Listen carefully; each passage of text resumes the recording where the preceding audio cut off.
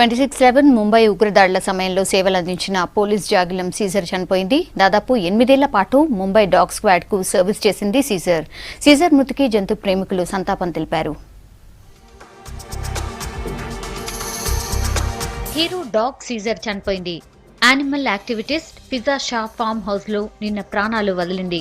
2008 November 26 ఉగ్రవాద దాడుల సమయంలో సీజర్ సేవలందించింది. సిఎస్టీ రైల్వే స్టేషన్ లో ఉగ్రవాదులు పెట్టిన హ్యాండ్ గ్రెనేడ్లను సీజర్ గుర్తించడంతో పెద్ద ప్రమాదం తప్పింది. ఇక ఉగ్రవాదులు 3 రోజుల పాటు నక్కిన నారిమన్ హౌస్ లో భద్రతా బలగాలు జరిపిన సర్చ్ ఆపరేషన్ లోనూ సీజర్ పాల్గొంది.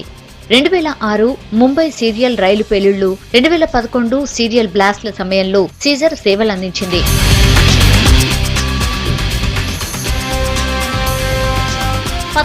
సీజర్ 2005లో ముంబై పోలీసుల bomb detection and disposal squad లో చేరింది. 2013లో రిటైర్ అయింది.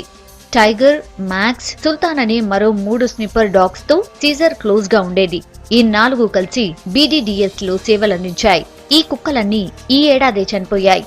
ఏప్రిల్లో మ్యాక్స్, జూన్లో సుల్తాన్, జులైలో టైగర్ చనిపోయాయి. తన బడ్డీ టైగర్ చనిపోవడంతో సీజర్ డిప్రెషన్ లోకి వెళ్లిపోయింది.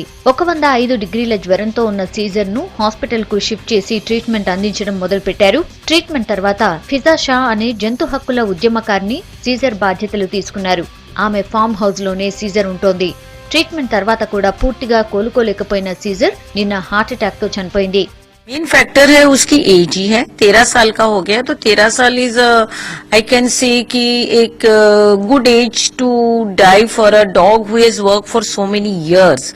आज इनकी उम्र ऐसे गिनी जाती जैसे समझो ये 13 साल का है, तो ऐसे आप समझो कि 80-85 साल का इंसान की उम्र का जो आदमी मर जाता है, उनकी उम्र और ये उम्र ऐसे इक्वल हो जाती है. సీజర్ కు ముంబై పోలీసులు సెల్యూట్ చేశారు. అధికారికంగా అంత్యక్రియలు నిర్వహించారు.